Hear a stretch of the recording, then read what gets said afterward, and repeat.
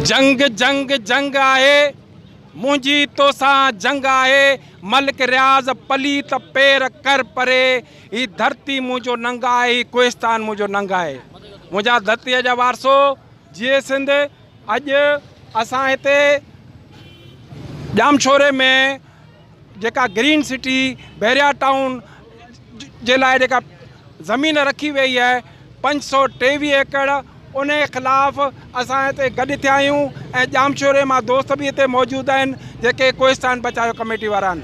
दोस्तो वधीक कोन ॻाल्हाइणो आहे, मुख़्तसर इहा आहे त वजूद खे बचायो, पंहिंजे वजूद खे बचायो, पंहिंजे दंगनि खे बचायो, पंहिंजे नंगनि खे बचायो। अॼु ख़ामोश थी वेहंदा हिते इसराइल तमीर थियो। तव्हां टीवी ते ख़बर में ॾिसंदा हूंदव त फ़लस्तीनी जा ॿार टैंकनि खे पथरा था हणनि ऐं हिते जमा कोन था छा सुभाणे पथरा बि कोन हणी सघंदा।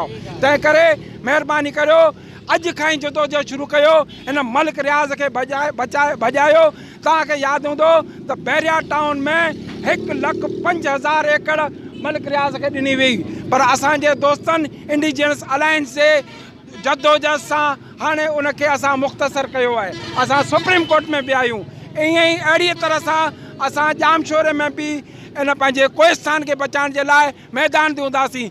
मलिक रियाज़ ताकि आपको ये मैं बताना चाहता हूँ कि हमारा मुख्तसर ये आपको जो मुजाहरा है वो ईद से पहले हम लोगों ने किया है, इसके बाद और बड़ा मुजाहरा करेंगे कोहिस्तान तक आपके खिलाफ, और सिंध में हम कभी भी बर्दाश्त नहीं करेंगे। और आपको ये मुतबा करते हैं कि अपने मंसूबों को मनसूख कराओ। ये सिंध के लोग जब जाग जाएंगे तब आपको यहाँ पे बैठने के लिए भी जगह नहीं मिलेगी। जी सिंध।